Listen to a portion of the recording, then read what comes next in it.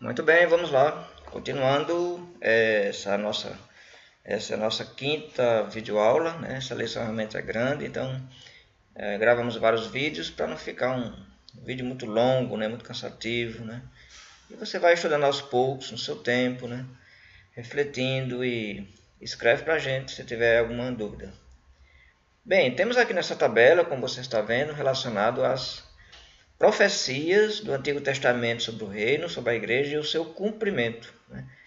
Existe uma lógica perfeita em toda essa relação, porque as profecias foram todas cumpridas. Deus jamais iria fazer uma profecia que não fosse cumprida, né? O desígnio de Deus pode mudar de conformidade com o homem, mas as suas profecias são absolutamente exatas, né? Exatas. Isaías capítulo 2, versículo 3, profetizou a cidade de Jerusalém, cumprido. A gente vê em Lucas 24, Atos capítulo 1, Jesus falando, né? Em Jerusalém foi que começou tudo, a pregação de Pedro, os batizados. Isaías também falou que seria nos últimos dias, né? Entenda, últimos dias da dispensação judaica, como já falamos, né? Exatamente o Cristo morre na cruz, cancela a lei. A lei é cancelada, encerrada. Jesus cumpriu toda a lei, né? A partir daqui vem a época agora da graça e ela vai ser estabelecida, digamos assim, a inaugurada, podemos usar essa palavra, ela foi inaugurada através da primeira mensagem do Evangelho falada por Pedro lá em Pentecostes. Alguém vai dizer, mas não foi falado antes? Jesus não estava pregando? Olha, Jesus estava anunciando o reino. Mas como é que Jesus podia falar a mensagem do Evangelho se a mensagem do Evangelho era a sua morte, crucificação e ressurreição? Como é que ele podia falar isso? Não podia, ele não tinha acontecido ainda. Então, só depois Jesus morre, ressuscita, envia o Espírito Santo. Então, essa mensagem, sim, vai ser pregada, né, da sua morte e ressurreição pelos nossos pecados. Então, Daniel, capítulo 2, 44, o reino seria estabelecido nos dias do quarto império, o Império Romano. Foi cumprido, a gente vê Marcos, Lucas, né, o cumprimento. Marcos, capítulo 9, versículo 1, Jesus disse uma coisa interessante. Ele disse, olha, alguns aqui não vão morrer até o reino chegar. Por que ele disse isso? Provavelmente haveria ali pessoas já idosas, velhos, que não iriam alcançar, né? Iriam morrer antes. Mas, pelo menos os apóstolos lá presentes, com certeza presenciaram e participaram. Temos aí Atos capítulo 1 e capítulo 2, né? Mostrando lá eles presentes naquele momento da pregação do Evangelho e inauguração do reino. Jesus disse que seria com poder, né? Em Lucas 24, 49 também ele falou com poder. Em Atos, no livro de Atos, a gente vê que foi poder. Os apóstolos receberam poder diretamente de Cristo, autoridade, né? Eles tinham a capacidade de falar nos idiomas presentes, eles tinham a capacidade de fazer prodígios, sinais, milagres, e eles inclusive receberam a capacidade de escrever, inspirado pelo Espírito Santo, a palavra de Deus tal qual era no Antigo Testamento, e formar o novo volume que hoje temos como Novo Testamento. Então, os apóstolos receberam esse poder.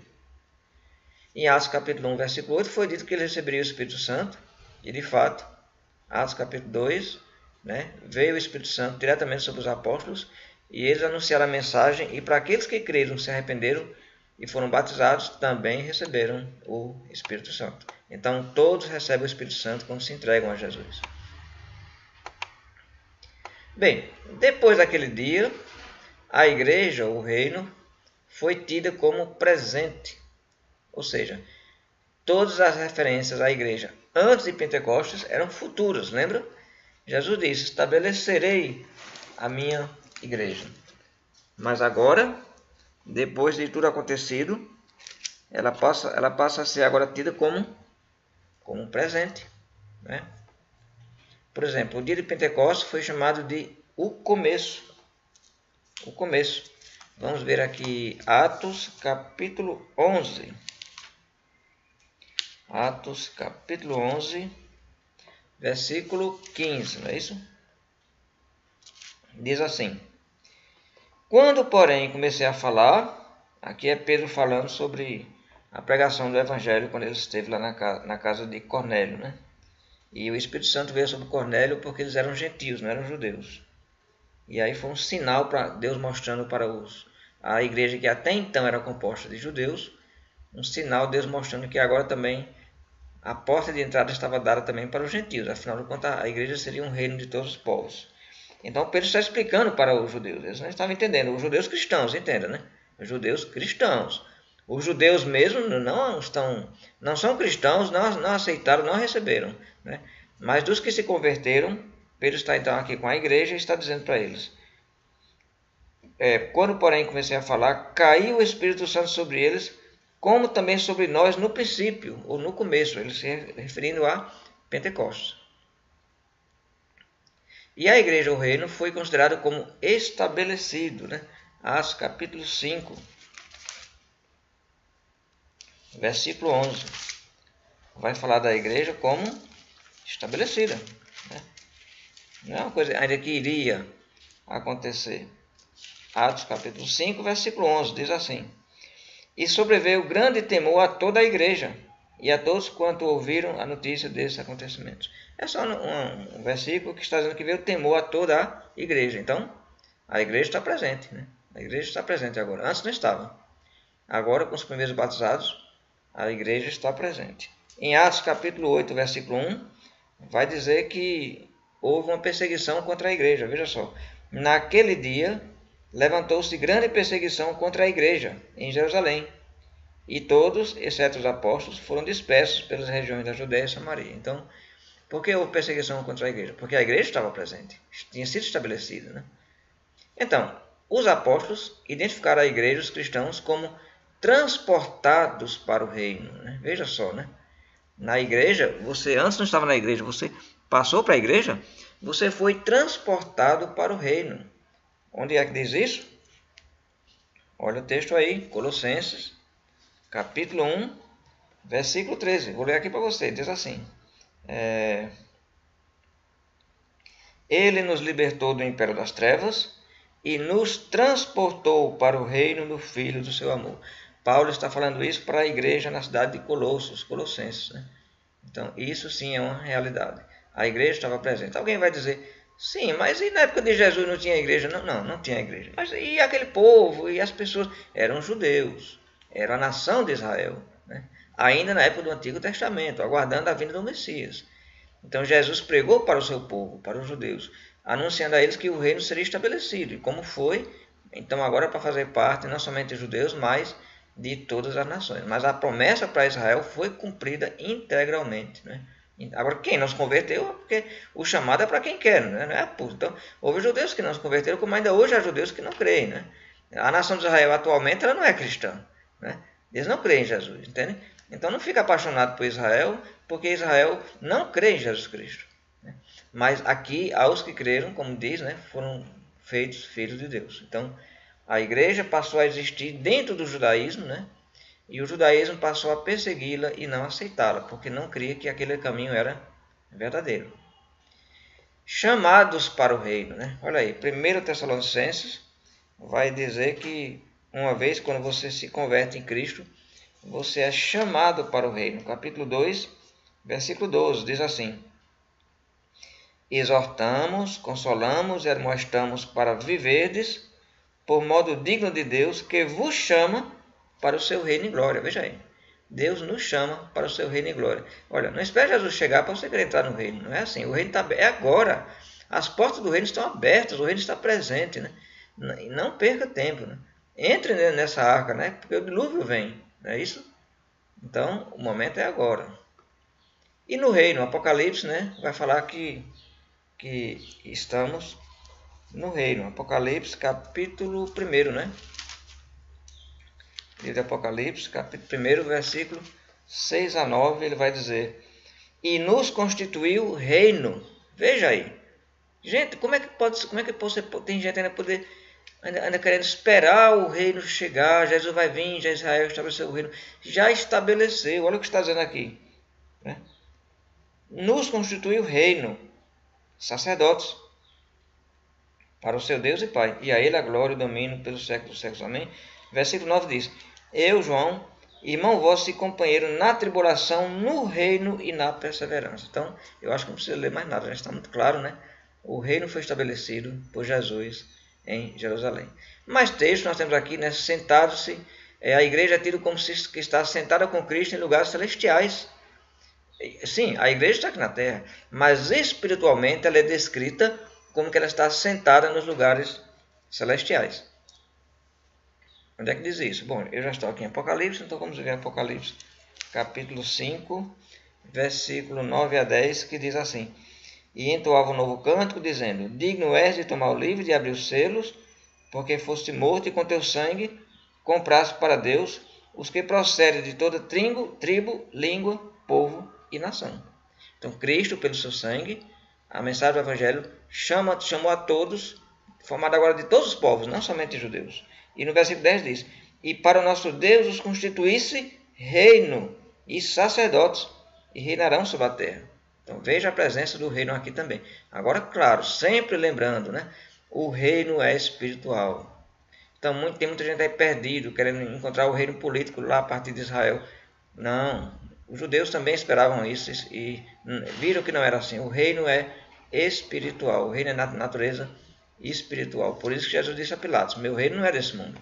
O reino de Cristo está presente, mas não faz parte desse mundo. Mas ele chama as pessoas para sair do mundo e entrar no reino, o qual, quando Cristo voltar, vai entregar ao Pai. Não é isso? É isso que vai dizer esse texto aqui de 1 Coríntios, capítulo 15. Quando Cristo voltar, ele vai pegar o seu reino e entregar ao Pai. Aqui também diz, também disseram que Jesus estava reinando à destra de Deus, exatamente. Jesus reina à direita de Deus. Sobre a igreja. A igreja é um reino, então quem é o rei? Jesus. Quem são os súditos? Somos nós. Qual é o território da igreja? Toda a terra, formada de todos os povos, todas as nações, todos aqueles que atendem ao chamado. Muito bem. Homens e mulheres, então, de todas as nacionalidades, podiam ingressar na igreja como membros e glorificar a Deus na realização do seu eterno propósito. Aquela passagem de Efésios 3, né? A igreja cumpre o eterno propósito de Deus. Então, completando aqui, essa tabela ficou partida ao meio, mas deixa eu ver aqui, pronto. Né? Veja aqui, né? A igreja foi planejada, Efésios diz, né? Era o eterno propósito de Deus. Foi prometido em Gênesis, lembra? Abraão, capítulo 12. A igreja foi profetizada por Isaías, capítulo 2. Preparada na época de Cristo, Jesus disse que o reino estava próximo. Em Pentecostes foi estabelecida, temos Atos confirmando. E agora, está presente em toda a terra. Atos capítulo 2, versículo 5, né? Está dizendo isso. Né? Então, aprendendo sobre a igreja está presente. Concluindo essa parte aqui desse primeiro tópico sobre a igreja, né? Então, Deus fez o máximo para estabelecer a igreja. Ele, desde o princípio, a planejou, prometeu, profetizou e preparou. E finalmente a estabeleceu. E ela finalmente está presente. A igreja também inclui prática, né? Pois ela pratica a vontade de Deus e algum dia vai existir em estado de perfeição no reino celestial. Exatamente, algum dia, quando Jesus voltar. No momento, a igreja existe, mas não em estado de perfeição. Nós somos imperfeitos, né? A igreja é composta de vasos de barro, como se diz aquela parábola, nós somos imperfeitos. Mas Jesus apresenta a igreja a Deus como perfeita, porque ela é remida pelo sangue de Jesus. Você entra na igreja, você está na igreja, você se converteu a Jesus, você faz parte, você está protegido. Você tem Jesus sobre você. É como aqueles judeus na época da Páscoa, né? Que colocaram o sangue do cordeiro nas portas, entraram dentro de casa e ficaram tranquilos. O sangue estava lá. Nem mal ia acontecer ao primogênito deles. O anjo não iria fazer mal, não é porque eles eram bonzinhos. É porque eles colocaram o sangue do cordeiro. Então, mesmo assim, a igreja tem o sangue de Jesus. Melhor estar dentro da igreja do que estar fora. Vamos ver essa passagem? Efésios capítulo 5, versículo 25.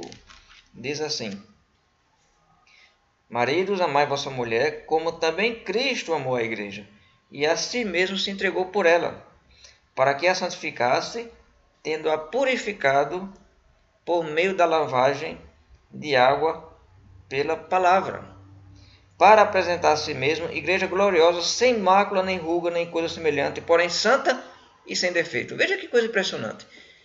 Nós somos imperfeitos. Se você olhar para a igreja, você vai ver muitos defeitos, vai ver muitos problemas, né? Mas Jesus apresenta a Deus sem ruga, sem mácula, pura, sem defeito. Por quê? Por conta do sangue de Cristo. Por isso que a nossa salvação não é pelas nossas obras, mas pelo sangue de Jesus.